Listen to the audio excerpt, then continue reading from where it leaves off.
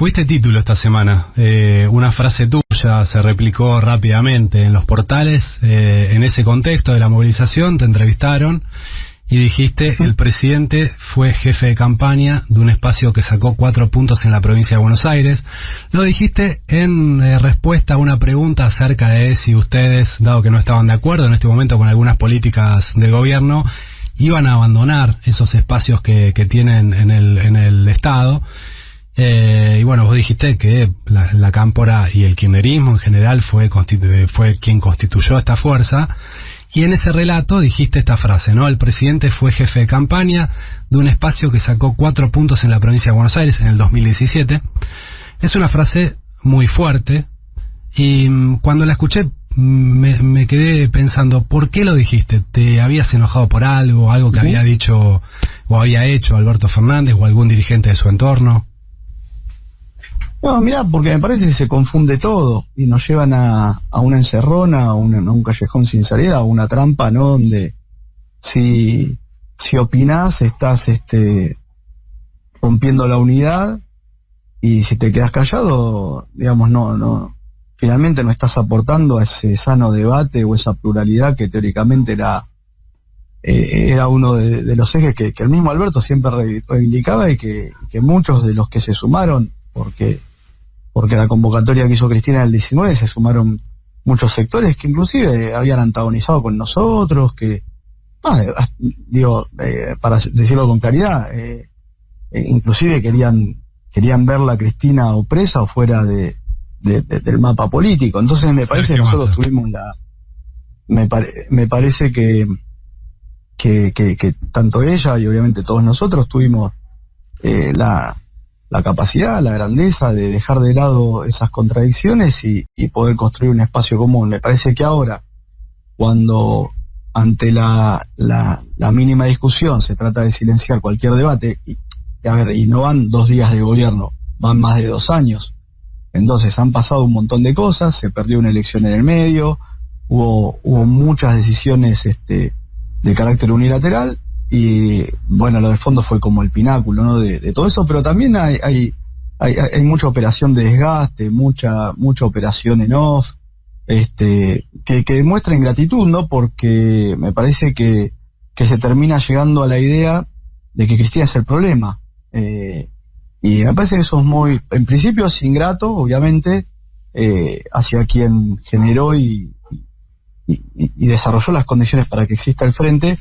Pero también parece una torpeza, porque la capacidad que tiene Cristina, sus 8 años de gestión presidencial, su mirada profunda, su capacidad en términos de ver estratégicamente la realidad política argentina, me parece que es una torpeza no comprender que ella es parte de la solución y no del problema. Pero hay mucha mezquindad, hay la verdad dirigentes que viven en la especulación y que terminan llevando, me parece, las cosas a que las decisiones del núcleo, digamos, más el núcleo del gobierno, por llamarlo de alguna manera, porque todos somos parte del gobierno, pero el núcleo, digamos, que quizás lo rodea a Alberto o un sector, digamos, tenga esa mirada equivocada, y me parece que no nos hace bien a nadie, porque además Cristina expresa algo en términos ideológicos, ¿no? Expresa un peronismo, junto a Néstor obviamente, un peronismo que traspasó los corsets que le habían puesto en los años 90, y si nosotros nos volvemos a encorsetar, le vamos a hacer un daño al país, a la sociedad, y fundamentalmente el peronismo, que para mí es el instrumento que tiene la sociedad argentina para realizarse. Ahora, cuando Cristina conforma el Frente de Todos en el 2019, ella dice que ponía a Alberto como candidato, que había elegido a Alberto como candidato en aquel video que hizo en mayo del 2019, porque se necesitaba un espacio muy amplio para ganar y todavía más amplio para gobernar. Cristina eligió a un presidente, a un dirigente de perfil moderado, que tenía buena relación con el Grupo Clarín, con distintos sectores del establishment. ¿Esperaban que hiciera algo distinto a lo que está haciendo? A ver, yo creo que el espacio se está achicando, lamentablemente, me parece, por una mirada corta, especulativa, que no está buscando justamente pararse sobre lo que es la base natural, tanto en términos electorales, porque fíjate, perdimos una infinidad de votos respecto a lo que fue el proceso electoral del 19, inclusive perdimos votos respecto al 17 en algunos casos. Entonces me parece que no se está sosteniendo esa premisa originaria que tuvo la constitución del Frente. Y la verdad que para mí lo que hizo Cristina proponiendo la candidatura de Alberto es de los actos de generosidad política más grandes de nuestra historia. Yo creo que todos tienen que estar a la altura de las circunstancias y ser recíprocos en ese sentido. Me parece que, por eso te digo, a mí me duele mucho la situación, me parece que hay un nivel de ingratitud muy, muy grande en términos de una ponderación moral, pero más allá de eso, yo creo que en términos pragmáticos se está cometiendo un error inmenso, no solo al no tener en cuenta a Cristina, sino en considerar que ella es parte del problema, o que el sector que ella representa, o cualquiera de los referentes que pueden estar cerca de ella, cada vez que alzan la voz, opinan o tratan de aportar alguna idea, están poniendo en riesgo el proceso. Me parece que eso nos lleva a una trampa, un callejón sin salida, y hay que resolverlo rápido. Se resuelve generando los ámbitos, hablando de frente, dejando las chiquilinadas, y pensando en el conjunto de la sociedad y fundamentalmente en el peronismo. Acá hay que tenerlo claro, el Fondo Monetario Internacional viene por el peronismo, lo tienen que entender. Entonces acá tuvimos 2 años dedicándonos a humanizar al Fondo Monetario, o por lo menos, digamos, me parece que ese fue el error que gran medida cometió el ministro de Economía, y llegamos a esta situación que hoy es muy difícil. Dijo ayer Gabriel Catopodis, ministro y hombre muy cercano al presidente: tenemos la responsabilidad de conducir al conjunto, no nos van a perdonar que no estemos a la altura. Cuando se cuente que estuvimos casi al borde de una guerra mundial, si se escribe que la dirigencia del Frente de Todos estuvo disputándose en cuestiones internas, bueno, la verdad es que nos van a cagar a palos a todos los peronistas y también todos los argentinos. ¿Qué pensás de eso?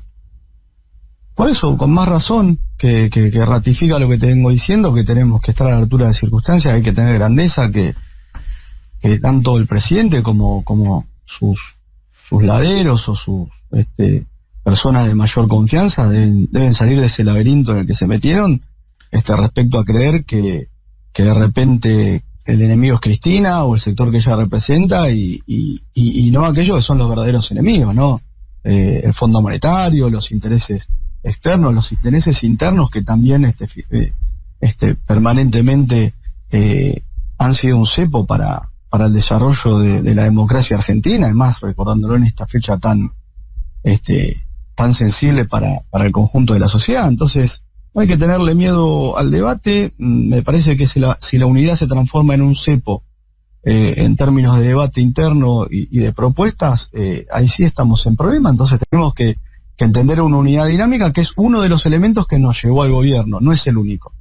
Nosotros llegamos al gobierno por una memoria de 12 años de gestión y por un proceso de resistencia durante los 4 años del macrismo, y la unidad fue el corolario de ese proceso, y la unidad fue generada por Cristina. Entonces, todos los que hoy vienen a dar cátedra de unidad o de estrategia en términos de cómo se ganan elecciones, por favor, que sean un poco autocríticos, que revisen el pasado reciente y el no tan reciente, a ver cuáles son los laureles que tienen para poner arriba de la mesa, porque permanentemente se le pide autocrítica a Cristina, a todo su espacio, y no me parece que se haga lo mismo desde los otros sectores. Ahora, ¿qué pasa si en determinadas cuestiones no se ponen de acuerdo? Porque digo, lo que yo entiendo es que ustedes quieren que el presidente atienda más las propuestas y las posiciones de Cristina a la hora de gobernar. Pero ¿qué pasa si, bueno, como ha sucedido, no están de acuerdo? ¿Hay quien decide y cómo se dirime esa diferencia? Mira, Ariel, nosotros queremos que exista el Frente de Todos, y la verdad que llevamos más de 2 años y no hay una constitución, no hay una institucionalidad del Frente de Todos. No hay una mesa, no hay ámbitos visibles, no se sabe dónde se discute, no creo que los soft sean el ámbito pertinente para discutir en el seno de una fuerza política que tiene la responsabilidad de gobernar. Me parece que hay que ser maduros y hay que generar esos espacios, esos ámbitos y bancarse la discusión. Me parece que cuando uno asume responsabilidades importantes en cualquier ámbito de la política, y sobre todo, bueno, a nivel lo que es la presidencia de la Nación, tiene que saber que tiene que estar abierto a conducir al conjunto. Me parece que no se puede conducir a un grupo de amigos, hay que conducir al conjunto, y el conjunto es amplio y tendría que inclusive ampliarse más, y están los que nos gustan y están los que no nos gustan. Entonces me parece que nos quieren poner el mote a nosotros, a la Cámpora o a Cristina o al sector que representa a Cristina de sectarios, cuando es todo lo contrario. Me parece que el sectarismo está en quienes quieren gobernar con 5 amigos. Y entonces el presidente debería convocar a ese espacio, es una mesa al frente de todos. Sin duda, pero es algo que lo verían, mirá, por supuesto estuvo la pandemia de por medio y es algo que se habló al inicio del gobierno, después vino la pandemia y bueno, un año y pico, por supuesto estuvimos todos y no desconocemos ni la pandemia, ni la crisis económica heredada, ni el contexto internacional, pero con más razón, en este contexto, nosotros no podemos ceder soberanía, nosotros no podemos desmovilizar a la fuerza, nosotros no podemos perder densidad en el debate ideológico. Me parece que fuimos regalando y cediendo instrumentos por temor, por prejuicio, por falta de caracterización y de diagnóstico, que nos ponen hoy en una situación muy compleja. Yo soy optimista igual, creo siempre que estamos a tiempo, por eso uno hace los planteos ahora. Yo no quiero en unos años decir, qué lástima me quedé callado. No, me parece que las cosas hay que ponerlas arriba de la mesa, y bueno, tenemos que tener la valentía de poder afrontarlas sin, no nos sirve enojarse. Me parece que acá lo importante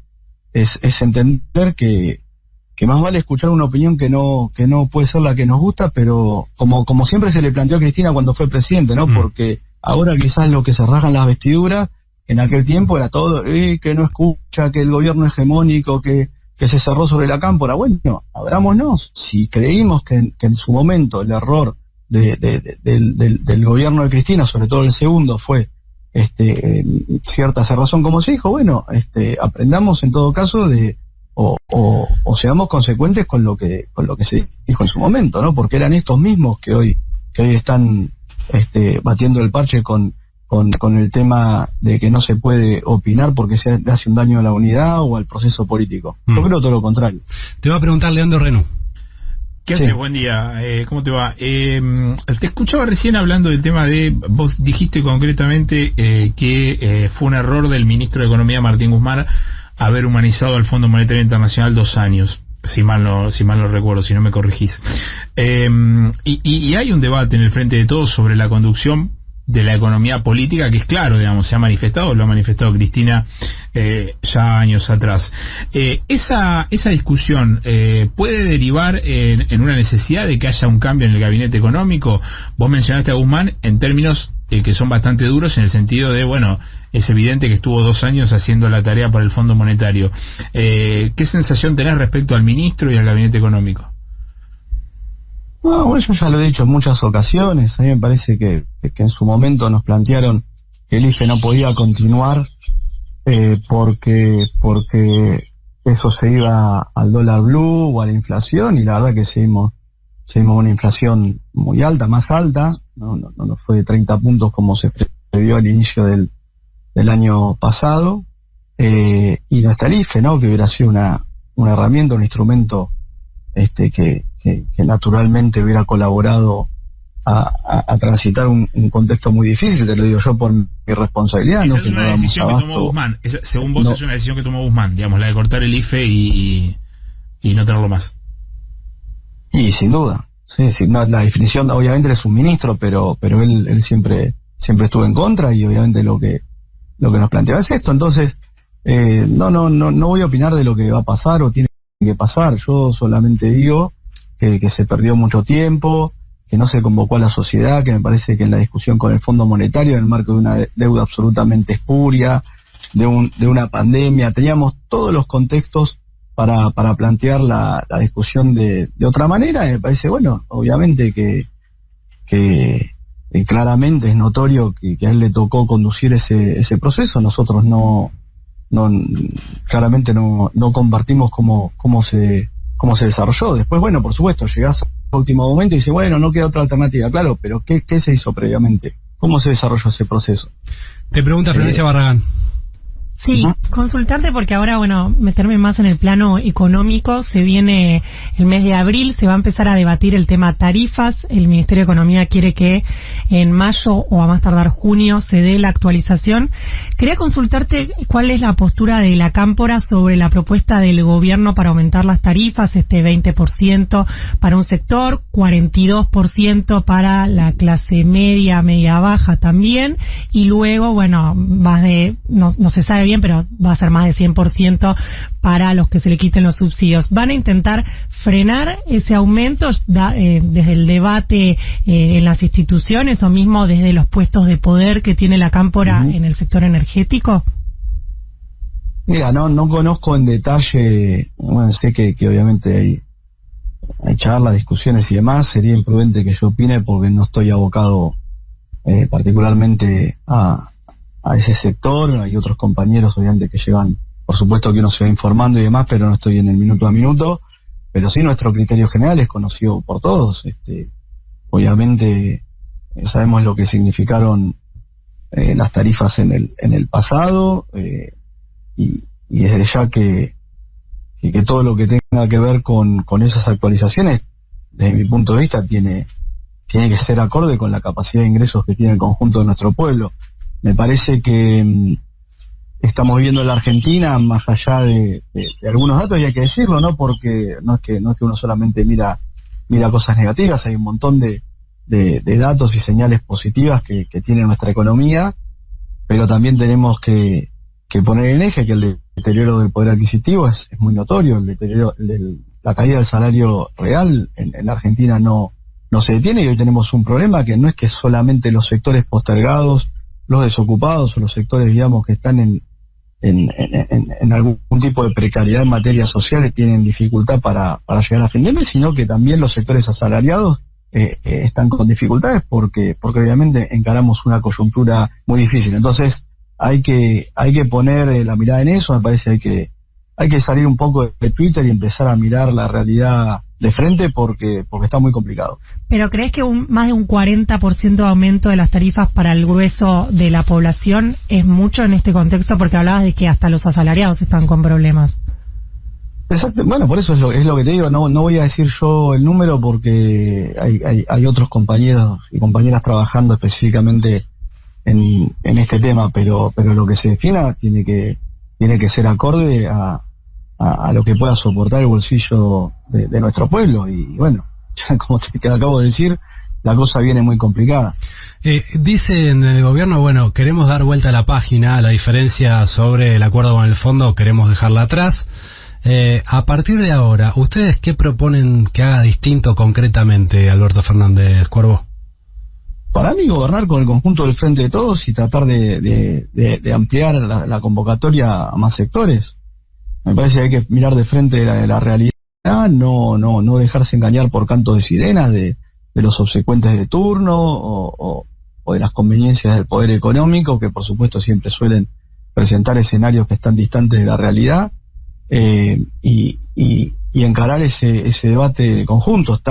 Venimos de perder una elección. Me parece que ni siquiera hicimos un proceso de autocrítica de eso, ¿no? Por supuesto fue sorprendente. Creíamos que estábamos con mejores chances y demás. Hubo una remontada en la provincia de Buenos Aires, no así me parece a nivel nacional, y a partir de eso se eludió todo debate o toda revisión. Me parece que hoy estamos a tiempo.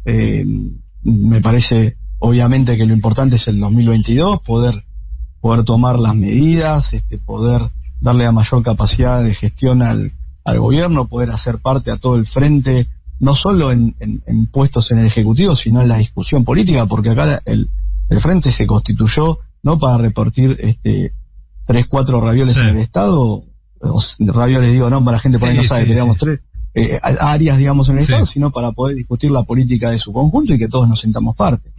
Ahora, yo te preguntaba por políticas concretas. Vos decías, bueno, el IFE era una herramienta que podía continuar.